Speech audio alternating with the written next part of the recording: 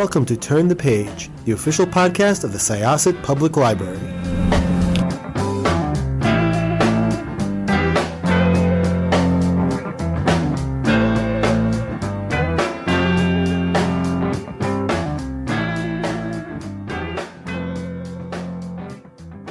Hello, everybody. This is Evelyn Hershkowitz, Reader Services Librarian from Syosset Public Library's Turn the Page. Today, we have a very special guest with us, Meryl Ain. She's written her second book called Shadows We Carry, which the first one was The Takeaway Men, and we spoke to her back when that book came out in 2020. Now, this one just came out recently, so let me just tell you a little bit about Meryl. Meryl Ain is a writer, author, podcaster, and career educator. The Takeaway Men, her award-winning post-Holocaust debut novel, was published in 2020. Her articles and essays have appeared in numerous publications. She's the author of 2 nonfiction books, a member of the International Advisory Board for Holocaust Survivor Day. She's the host of a podcast, People of the Book, and the founder of the Facebook group Jews Love to Read. She holds a BA from Queens College, an MA from Columbia University, and a doctorate in education from Hofstra University. She and her husband, Stuart, a journalist, have 3 married sons and 6 grandchildren and live in New York. So, Meryl, thank you so much for being with us here today. Thank you for having me. I'm so happy to be here with you. And we last spoke during the pandemic, so That's right. I'm glad that we're now in normal mode, I think. Right. Hopefully, yes, we are. Yes, hopefully. So, Shadows We Carry was a continuation of The Takeaway Men. I loved it. I thought it was an absolute great story. I loved all, because of where I'm from, I loved all the local references. You even had Syosset in there. I did. Yes, Syosset. Are you from Queens or no? I'm not from Queens. No. Oh, okay. No, I was born in Brooklyn, but I grew up in Plainview on Long Island. Oh, close enough. Okay. That's right. But I did give it to my friend who did grow up in Queens. So she read it even before I did and loved it. Thank you. But I love the reference to the East Meadow Jewish Center, because at the time I got married, that was such a popular place also to get married. Right. I love the reference to Syosset and Dix Hills and everything about it. The story was fabulous. Thank you. When you wrote Takeaway Men, did you know you were going to continue the story?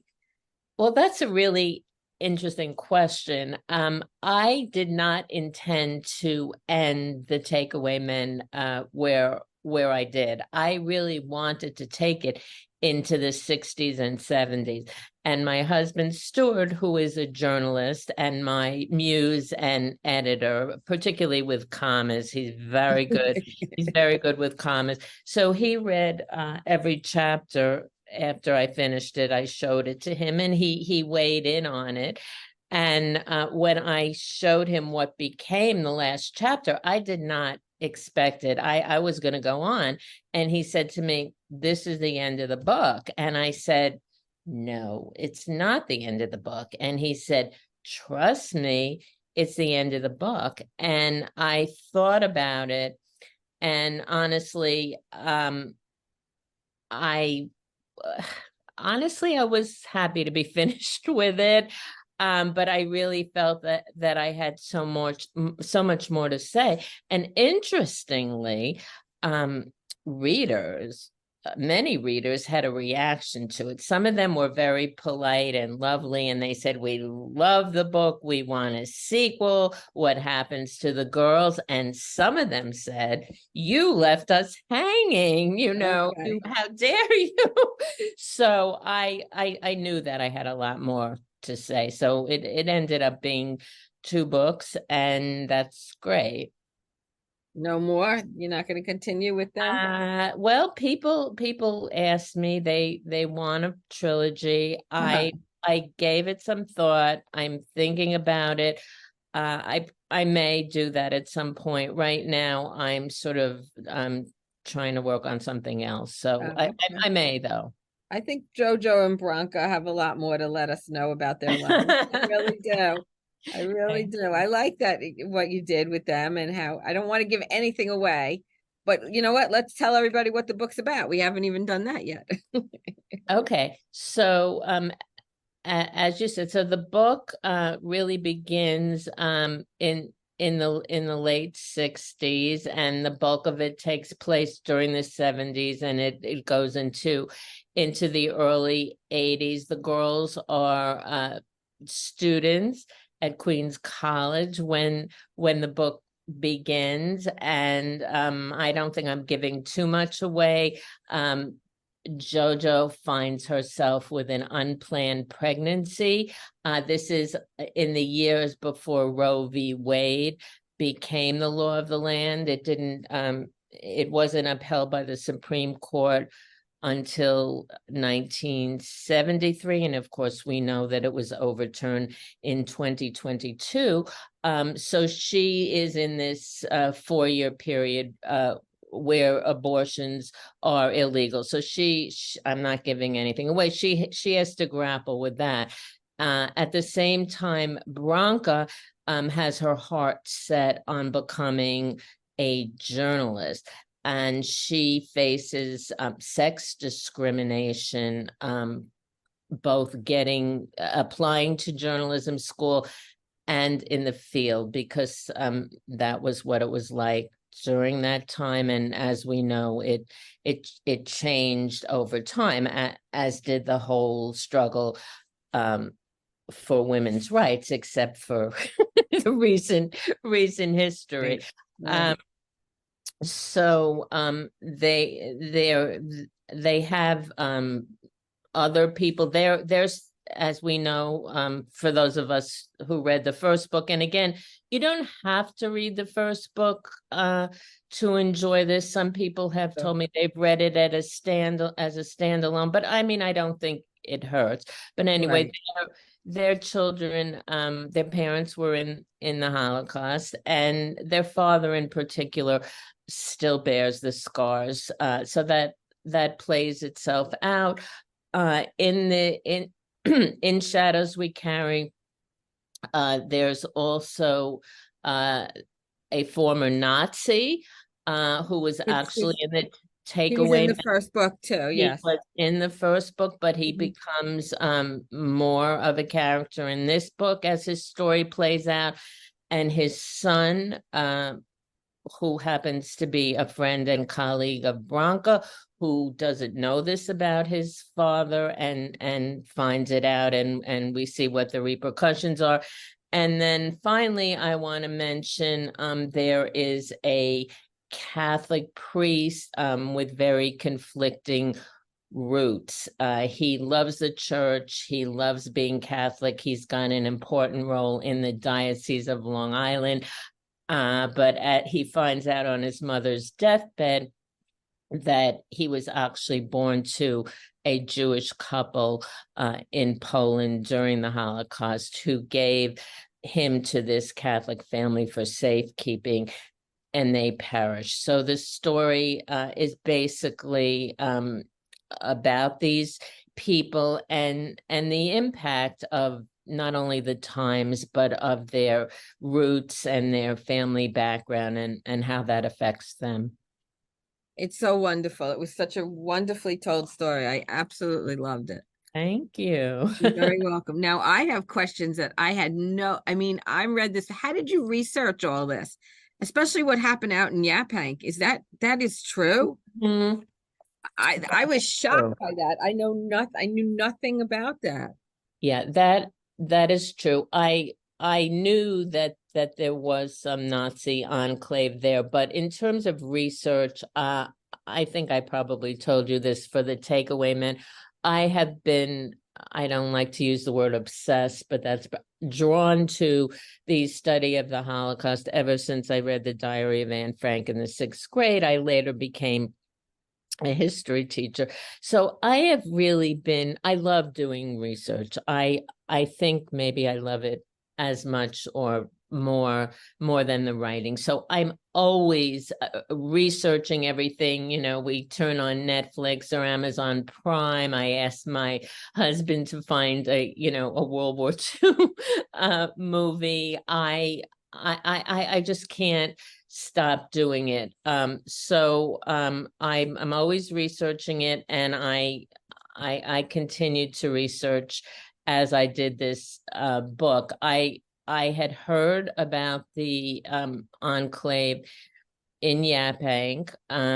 It actually, prior to World War II, believe it or not, on its premises, there was a Nazi youth camp where they tried to acculturate teenagers into Nazi ideology. The US government clearly shut that down as soon as we entered World War II in December 1941. But the whole premise of the community was that you had to have German bloodlines to live there, and you had to prove it. And shockingly, this was not stopped until New York State told them that they couldn't do this anymore in 2017. So up until 2017, you had to show that you had German ancestry. And also, at the beginning of World War II, all the street names were named for Nazi heroes. The main street was called Hitlerstrasse. There were Goebbels Street, and of course all the names have been changed. The community still exists. You no longer have to have German ancestry to live there. But why would anyone want to live there? Well, you took the words out of my mouth. Like, are you kidding me? I am shocked by this. In 2017? Yeah.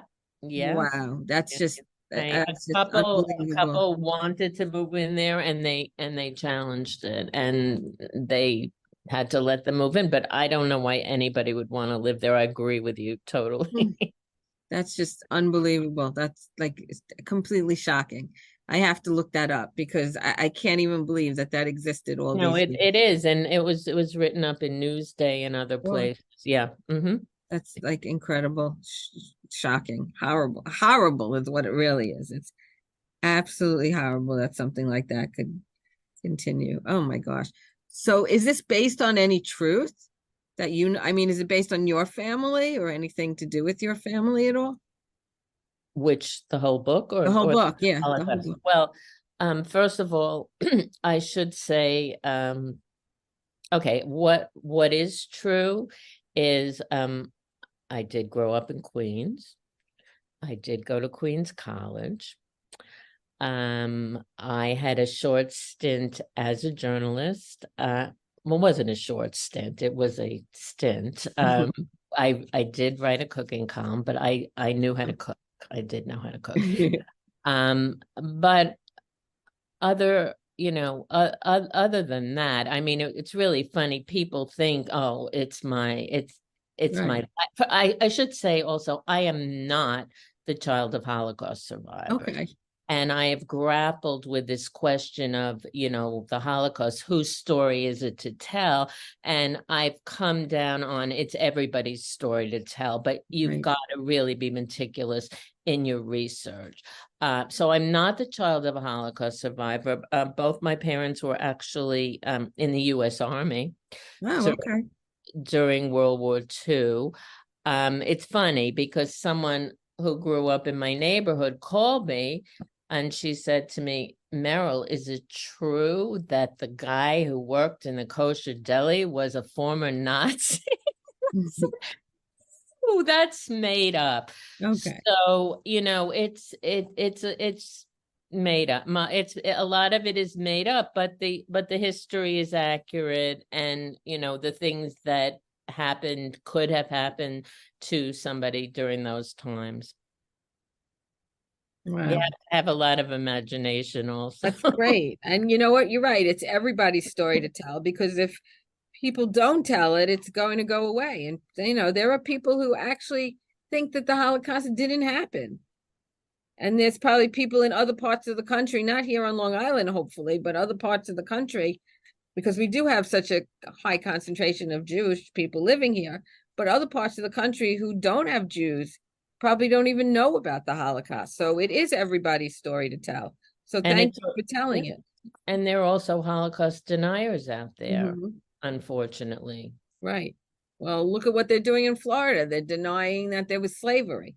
They're not Right. allowing them to teach that, which is, what's going to be next? Not allowing them to teach this also? I mean, Right. Well, there was a book about Anne Frank that did get banned in Florida. So oh yeah, boy, yeah. that's just crazy. It's crazy. It definitely needs to be told, and it's nice to be told in fiction where everybody is well. Yeah, no, I think people have asked me about that, and I think it is a good way to tell the story. As I said, if you're meticulous in your research, I don't like it when people make up things that happened during the Holocaust, because there's enough horrific stuff that you don't have to make up stuff. So if it's based on the truth, if it's based on accurate research, I mean, there are people, you have that emotional tie when you're reading fiction, which in a, nonfiction you may not get, or you may get, but I think fiction is a valuable tool as well. I read a lot of nonfiction also, don't get me wrong, but I think literature can be a very powerful tool. Yeah, no, it's great. I will be definitely recommending this to all Thank of our patrons. you. Thank you. I loved it. I couldn't wait to get back to it every single day. The only Thank thing that I know that the Takeaway Man originally was not on audio, and then I remember I got in touch with It somebody, is on put it audio on now. audio. This one is not on audio yet. Not yet, not No? yet. I waited about a year. I don't know. Okay, I guess I'll have to do audio, because I know some people have right, requested it. right. Oh yeah, There are people that only listen to books. They can't really read at this particular time. And exactly. I'll I have think to do it that. deserves to be on audio. Oh, Absolutely. thank you. Thank you so It was, much. I really did. I loved it. I mean, I Thank loved the character of Doris. What area were they living in? Well, I called it Rolling Hills. Right. So what was that? I didn't want to call it anything. I didn't want to cast aspersion on any particular Oh, neighborhood. okay. I wasn't sure if it was like Manhasset or Great Neck, and Well, it was Long Island, yeah, the North Shore. right. I couldn't exactly figure out exactly where, but yeah, Doris was a character. Who's she based on? Well, I I don't know that we're going to tell that one. My husband did say, "Was that my mother?" And I said, Um, "What are you talking about?" that's so funny. Oh my That's all God. I'm gonna say on the Yeah. topic. But she definitely, she stepped up to the plate. She did. She was, nobody is all black or all white or all bad or all good. There Right. is great gradations in everybody. Right. She stepped up. I was very proud of her. She did good. And it just, it was a nice happy ending. So that's always nice when you read a book and things go well for all the characters. So Well, it's interesting that a lot of people thank me for that. So mhm, I didn't really see, although now we're giving it away, but I right, didn't really see how I could end it another way. right. Well, it's nice. I read a lot of rom-coms, and Uh-huh. because they have happy endings, Ah, you like to know that everything is going to be nice and good, and it's just nice. I mean, there were parts in the book that, of course, are very sad. right. When you talk about, what happened in this world, but it's nice to know that people survived and did well, and it was nice. I just so enjoyed it. I really did. Oh, So what are you writing now? I've been writing some short stories. I just wanted to take. I know I said I love the research so much, but I wanted to see what it would be like, to just write more about contemporary things and Okay. not have to do all that research. So I've been working on that a little bit, and spreading the word about the book. That takes a Right. lot of time. Sure, of course. Of course. If I remember correctly, you worked at the Syosset School District, I right? did. I did. I What did. were you a teacher or I administrator? I was an administrator. I worked there in the 90s. Oh, okay. Yeah. Okay. Very nice. Yeah, right in our backyard, huh? right in our backyard, and I'm going to be doing a program at Woodbury Jewish Center. Jewish Center. Yeah, Oh, nice. That's lovely. That's yeah, great. Yep, yeah, that's right here, right down the street from the Syosset High School. So right. that's great. That's really, really great. Okay. So what are some of your favorite authors? Who do you like to read? Um, well, I like Naomi Reagan a Mhm. lot. Um, I like Jennifer Rosner. Her new book, Once We Were Home, is great. I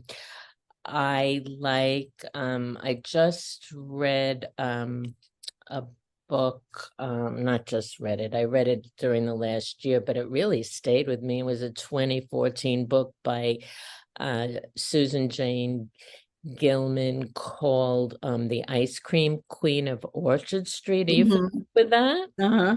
Oh my goodness, I loved that Yeah. book. I read a lot of nonfiction also. I read which I thought was a very good book, Overture of Hope by Isabel Vincent, which is about these two, they used to call them spinsters. We don't use that Right. word anymore, but two unmarried little British ladies who had civil service jobs, and they rescued Jewish opera stars in the 1930s from the 30s. Wow. Like that was a good book. Very interesting. Wow. Very nice. Okay. So I thank you so much for Thank speaking with us. you. Thank you And so much. for those of you listening, please give us a call at Reader Services, 516-921-7161, extension 239. And we'll be happy to put the book on hold for you, either in the print version or on Libby Overdrive, because we do have it in both places. So Thank you. And if anybody wants more information on my books and Shadows We Carry and their book club questions and all sorts of information on my website, merylain.com. yes, it's a nice website. I went to it. It's very Thank you. It's MERYLAIN.com. okay. So we're going to close this chapter of Turn the Page. Meryl, thank you so much for Thank being with you. us. And Thank like you. I said, I love the book. Thank you. Okay, take care and Happy New Year. Happy Happy healthy New New Year. Year to you. Happy New Year to you. Happy and Thank you. healthy. Okay, Thank Meryl, you. take care. Bye-bye. Thank Bye-bye. you so Bye. much. It's time to close this chapter of Turn the Page. Join us for the next episode.